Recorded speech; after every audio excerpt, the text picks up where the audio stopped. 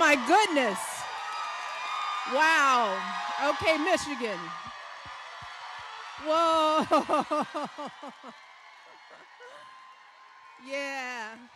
This feels good. And this is just the overflow crowd. That's right, for the overflow crowd. The true blue overflow. Look, we didn't want to leave you just overflowing here by yourselves. So we had to come and show you some love. You all are just warming our hearts. Just so honored and proud to be back in the Midwest. You know, folks from the Midwest, Illinois, Michigan, Ohio, we're just regular folks, you know? Just regular folks looking for some regular leadership, some decent leadership, some people with common sense who are gonna look out for our interests. And we have that in this amazing woman, our Vice President of the United States, the next President of the United States, Kamala Harris. But it is going to be close. It's gonna be close, y'all. We can't take anything for granted. We are gonna need you this fired up for the next 10 days so that we can get this done and we can sleep at night. I gotta ask myself, well, why on earth is this race even close? I lay awake at night wondering what in the world is going on. And it's clear to me that the question isn't whether Kamala is ready for this moment, because by every measure, she has demonstrated that she's ready. The real question is, as a country, are we ready for this moment? Are we willing to do what it takes to get her across the finish line, or are we going to let ourselves get distracted and fall for the scam? This race is close. It's too close for my liking. And I came out here to Michigan because I am someone who takes her own advice to heart. I know that if we want to help this country finally turn the page on the politics of hatred and division, we can't just sit around and complain. No, we've got to do something. If we want to usher in the next generation of American leadership, we have got to do something. If we want to elect someone with a character that is worthy of the Oval Office, someone with the strength of heart to guide our country to a better day, we have got to what? But can someone tell me why we are once again holding Kamala to a higher standard than her opponent?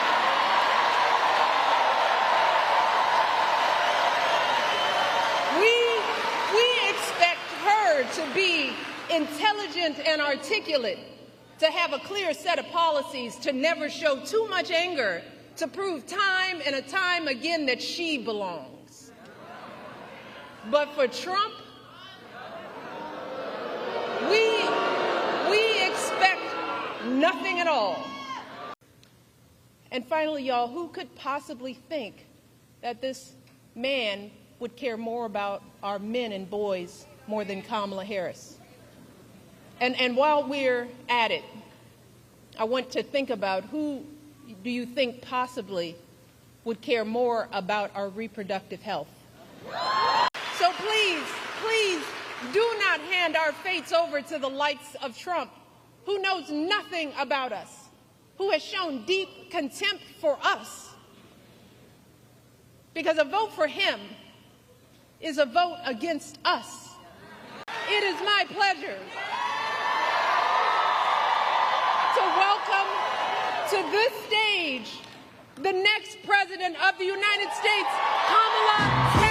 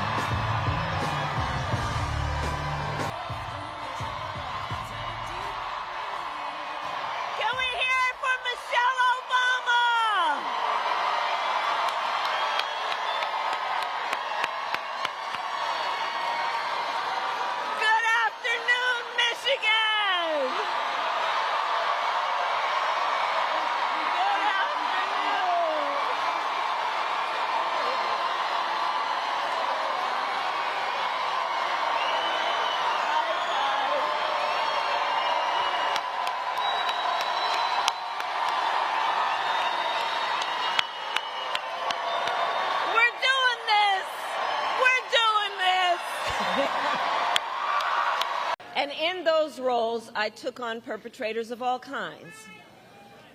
Predators, fraudsters, and repeat offenders. I took them on, and I won.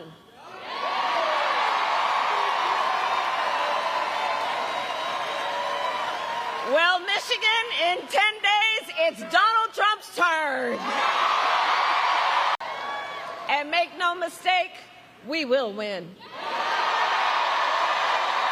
will win. We will win. We will win. We will.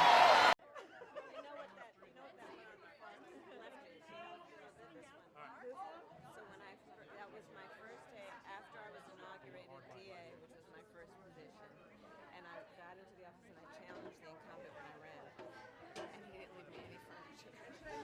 Oh, wait, you had to sit. All right, there.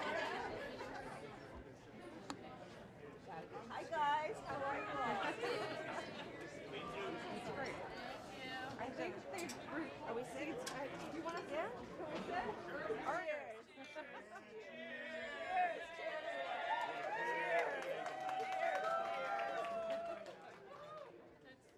Great rally. Well, briefly, I think last night Donald Trump's event in Madison Square Garden really highlighted a point that I've been making throughout this campaign. He is focused and actually fixated on his grievances, on himself, and on dividing our country. And it is not in any way something that will strengthen the American family, the American worker. It is nothing about what he is saying that is actually going to support the aspirations, the dreams, and the ambitions of the American people. It is absolutely something that is intended to and is fanning the fuel of trying to divide our country. And as I've said many times, I'll say tomorrow night in my speech, there's a big difference between he and I. If he were elected on day one, he's going to be sitting in the Oval Office working on his enemies list. On day one, if I am elected President of the United States, which I fully intend to be, I will be working on behalf of the American people on my to-do list. I'll take any questions, yeah. Madam President, Michelle Obama said recently that you faced a double standard in this campaign. Do you feel like you've had to clear a higher bar every day than Donald Trump? My role and responsibility running for President of the United States is to make my case to the American people and to earn their support. And that is why I'm spending time traveling the country to listen to folks and to talk with them about my plans for strengthening our small businesses, my plans for helping people with home ownership, my plans to help young families with children. And that's the work that I'm going to continue to do, not taking anyone for granted, but knowing that I have to earn their support. And my plans and policies, including economists who have reviewed them, point to one fact, which is that my approach will strengthen America in many ways, including our economy. Donald Trump will weaken America and our economy. Vice President, you're making several stops in Michigan today. Can you talk about your final pitch to Michigan voters today? So I'm heading back to Michigan to talk with working people, with families, with young people about the issues that they care most about. They want to make sure that we're going to lower prices. They know that the price of groceries, for example, is too high. I know it too. So I have a plan to deal with that in terms of a number of things, including dealing with price gouging. They want to know that they have an opportunity to live the American dream around home ownership. That's why my plan about giving people a $25,000 down payment assistance if they're a first-time home buyer matters to the people of Michigan. They care about American manufacturing. I'm going to be talking about that again. My plan includes what we will do to continue to invest in American-based industries, American manufacturing, and American workers.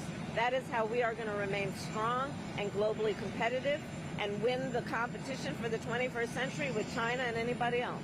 One follow-up to your remarks about President Trump's rally last night. Some people who watched that made comparisons between a rally that happened at Madison Square Garden in 1939 with neo-Nazis or Nazis back then. Do you see those comparisons? And can you also expand on what he said and what you said yesterday about Puerto Rico? Donald Trump this is not new about him, by the way. What he did last night is not a discovery. It is just more of the same and maybe more vivid than usual. Donald Trump spends full time trying to have Americans point their finger at each other, fans the fuel of hate and division, and that's why people are exhausted with him. That's why people who formerly have supported Donald Trump, have voted for him, are supporting me, voting for me. People are literally ready to turn the page. They're tired of it. In terms of Puerto Rico, even when I was in the United States Senate, knowing that Puerto Rico does not have a United States Senator, I was intentional about doing what I could as a United States Senator to make sure that among my priorities, it included paying attention to the needs of the people on that island, including the aftermath of Hurricane Maria. I have announced also my plan that is about my opportunity economy writ large, but a